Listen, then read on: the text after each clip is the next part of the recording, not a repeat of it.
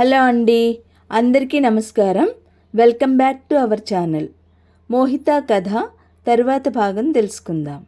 మోహిత తల్లికి వంట పనులలో సహాయం చేస్తూ ఉంటుంది. మోహిత తల్లి శాంతమ్మ మోహితని వెళ్ళి తరుణ్ని తన అభిరుచులేంటో తెలుసుకోమంటుంది. తరుణ్ని ముక్కు ముఖం తెలియని వాళ్లతో పెళ్లి సంబంధం గురించి, అభిరుచుల గురించి నేనేం మాట్లాడనమ్మా అంటుంది మోహిత. ఇంకా మాట్లాడవద్దన్నానా, వెళ్ళి అడుగు అని ఆజ్ఞాపిస్తుంది శాంతమ్మ. నువ్వు వెళ్ళి మాట్లాడుతూ ఉండు, నేను ఇప్పుడే ఈ కూర దింపి వస్తాను అంటూ పురమాయించింది. మోహిత భోజనాల గదిలోకి వచ్చింది. పరిమళమ్మగారు స్నానానికి వెళ్తున్నారు.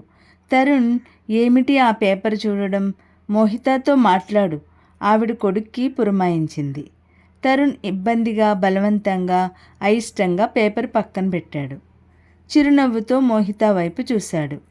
మోహిత అయిష్టంగానే కూర్చుంది. మీది లా పూర్తయిందట కదా, ప్రాక్టీస్ పెడుతున్నారా అన్నాడు. అతని కంఠం ఏదో మాట్లాడాలి అన్నట్టుగా ఉంది. ఓహో అంది మోహిత. ఆమె కంఠంలో తెచ్చిపెట్టుకున్న మర్యాద విసుగుని దాచలేకపోతోంది. ఏం చేయాలని అనుకుంటున్నారు? అతని కంఠం కూడా విసుగుని భరిస్తున్నట్టుగా ఉంది. ఇన్స్టిట్యూషన్ ఆఫ్ మ్యారేజింగ్ కౌన్సిలింగ్ సెక్రటరీగా చేస్తున్నాను అంటే అన్నాడు. మేము నలుగురం లేడీ లాయర్స్ కలిసి స్టార్ట్ చేశాం. 6 నెలలు అయింది. దాని ఫౌండర్ మెంబర్ని నేను సెక్రటరీని కూడా. ఏం చేస్తారు మీరు? అతని కళ్ళల్లోకి లీలగా ఆసక్తిగా వచ్చింది. పెళ్లి చేసుకోబోయే ముందు వారికి, పెళ్లి చేసుకున్న తర్వాత ప్రాబ్లమ్స్ వచ్చిన వారికి కౌన్సిలింగ్ చేస్తాం. మాతో పాటు ఒక సైకియాట్రిస్ట్, ఒక జనరల్ డాక్టర్ కూడా ఉన్నారు. మా దగ్గరికి వచ్చిన కేసుని ముందు ఈ ఇద్దరికి రిఫర్ చేసి వారి అనాలిసిస్ బట్టి మేము కౌన్సిలింగ్ చేస్తాం. పెళ్ళిళ్ళు వారి వారి పరిస్థితులను బట్టి నిలపడానికి, విడదీయడానికి పోరాడతాం. మీ కౌన్సిలింగ్ రిజల్ట్ బాగున్నాయా? 50-50. కొన్ని చక్కబడిన వివాహాలున్నాయి, కొన్ని అట్టర్ ఫెయిల్యూర్స్ కూడా ఉన్నాయి. వచ్చిన చిక్కేమిటంటే మా దగ్గరికి క్లయింట్స్ రావడం వస్తారు, కానీ కొంతమంది పూర్తిగా వారి ఇబ్బందులు చెప్పరు, రహస్యంగా దాస్తారు. దాంతో రిజల్ట్ సరిగ్గా రావు. మా మ్యారేజ్ కౌన్సిలింగ్ని తిడతారు, అదేదో మా అసమర్థత అయినట్టు. పెళ్ళి కాబోయే ముందు వారికి ఎలాంటి కౌన్సిలింగ్ ఇస్తారు? వారి ప్రాబ్లమ్స్ని బట్టి. ప్రాబ్లమ్స్గా అనిపిస్తేనే కదా వాళ్ళు మా దగ్గరికి వచ్చేది. అతను అవునన్నట్టు తలూపాడు. ఇంతలో మోహిత అని కేక వినిపించింది. మోహిత ఆ గొంతు వినగానే చటుక్కున డైనింగ్ టేబుల్ దగ్గర నుంచి లేచింది. వేగంగా గుమ్మం దాటి వెళ్ళబోతుంటే అప్పటికే మోహిత వయసే అనిపిస్తున్న అమ్మాయి వచ్చింది.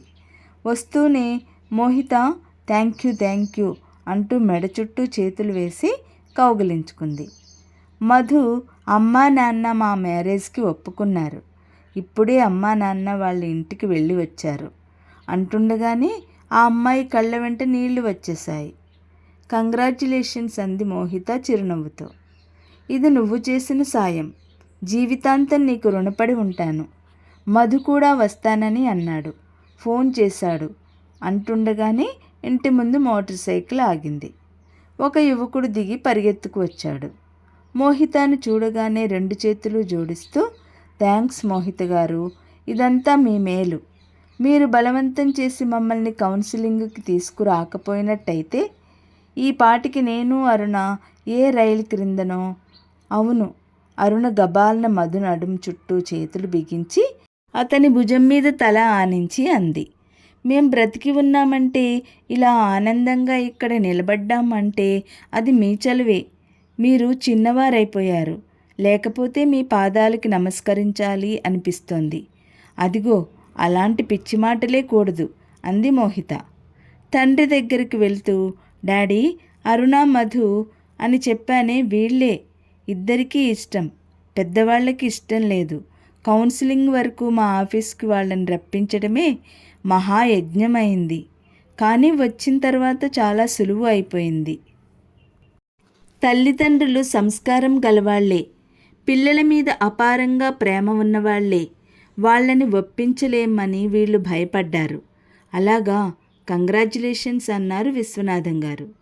థ్యాంక్ యూ సార్ అన్నారు వాళ్ళు. వస్తాం మోహిత, పెళ్ళికి తప్పక రావాలి అంది అరుణ. రాకుండా ఎలా ఉంటారు? ఆవిడ రాకపోతే పెళ్ళే జరగదు అన్నాడు మధు. అదిగో అదే కూడదని చెప్పాను, ప్రతి చిన్నదానికి ఎమోషనల్గా అవ్వడం అంది మోహిత. ఓకే, మీరు వస్తే చాలా సంతోషం మాకు, దండం పెడుతూ అన్నాడు. వస్తాం. అరుణ మరోసారి ఆనందం పట్టలేనట్టు మోహిత చెయ్యి అందుకొని చేతులతో పట్టుకుని నొక్కి వెళ్ళిపోయింది. మోటార్ సైకిల్ వచ్చినంత వేగంగానూ వెళ్ళిపోయింది. ఏమిటిది అన్నారు రమానందం గారు. Mohita institution for marriage counselling ఒకటి స్టార్ట్ చేసింది అన్నారు విశ్వనాథం గారు. అలాగా అన్నారాయన నిరాసక్తిగా. హాయిగా ప్రాక్టీస్ పెట్టుకోకుండా ఇదంతా ఏమిటి అనిపించింది ఆయనకి. మోహిత ఇంట్లోకి వెళ్ళడానికి వెనక్కి తిరిగింది. అక్కడ ఎప్పుడు వచ్చాడో తరుణ్ వచ్చి నిలబడి ఉన్నాడు. అతను మోహితాని చూస్తున్నాడు. అతని కళ్ళు కొత్త విషయం అర్థం చేసుకున్నట్లు ఆసక్తిపూరితంగా ఉన్నాయి. మధ్యాహ్నం వర్జ్యం ఉండడంతో భోజనాలు చేయగానే పెళ్లి చూపులకి బయలుదేరారు. పరిమళమ్మ గారు వెడల్పాటి జరీ అంచుగల కంచి చీర కట్టుకుని నగలు పెట్టుకున్నారు. రమానంద్ గారు, విశ్వనాథం గారు పొందూరు కద్దరు పంచి ఉత్తరీయం ధరించారు. శాంతమ్మ గారు కూడా కంచిపట్టు చీర కట్టుకున్నారు. మోహిత మామూలు చీర కట్టుకుంటే తల్లి మందలించి బీరువాలో నుంచి ఆలివ్ గ్రీన్ చందేరి చీర తీసి ఇచ్చింది. మమ్మీ, ఇది నా పుట్టినరోజు చీర అంది మోహిత. అందుకే ఇచ్చాను, ఈ చీర నీకు చాలా బాగుంటుంది. నాకెందుకు బాగోగులు? మోహిత చిరాకు పడింది.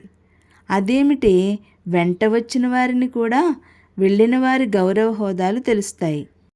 మనం వాళ్ళ కుటుంబ మిత్రులు అంటే వాళ్ళకి మనకి గౌరవం ఉండాలి అంటూ లెక్చర్ ప్రారంభించింది. అందరూ బయలుదేరారు. మోహిత కారు తనే డ్రైవ్ చేస్తోంది. విశ్వనాథం గారికి ఈ మధ్య బీపీ ఎక్కువ అయింది. డాక్టర్ కారు డ్రైవ్ చేయొద్దని వార్నింగ్ ఇచ్చారు. అందుకని వాళ్ళు ఎక్కడికి వెళ్ళాలన్నా మోహిత తనే తీసుకువెళ్తుంది. ఈ మధ్యనే క్రిందటి నెల పుట్టినరోజుకి తండ్రి పాత కారు అమ్మేసి కూతురికి పుట్టినరోజు బహుమతిగా వైట్ ఫియట్ ఇచ్చారు. ఆ రోజు మోహిత పొందిన ఆనందం అంతా ఇంతా కాదు. ఇది వరకు తండ్రి డ్రైవ్ చేస్తుంటే పక్కన కూర్చుని కుతూహలంగా గమనించేది. 18 సంవత్సరములు వెళ్ళగానే డ్రైవింగ్ లైసెన్స్ వచ్చిన శాంతమ్మ గారు కారు ఎక్కగానే మోహిత డ్రైవ్ చేయడానికి వీల్లేదని శాసించేది. చిన్నపిల్ల, అసలే ఈ రోడ్లు రద్దీ, ప్రపంచంలో ఎక్కడా లేని వాహనాలన్నీ ఈ ఊళ్ళోనే ఉన్నాయి అంటూ లబలబలాడింది. తరువాతి కథ రేపటి వీడియోలో తెలుసుకుందాం. ఈ వీడియో లైక్ చేయండి, షేర్ చేయండి. మొదటిసారిగా చూసిన వాళ్ళు సబ్స్క్రైబ్ చేసుకోండి.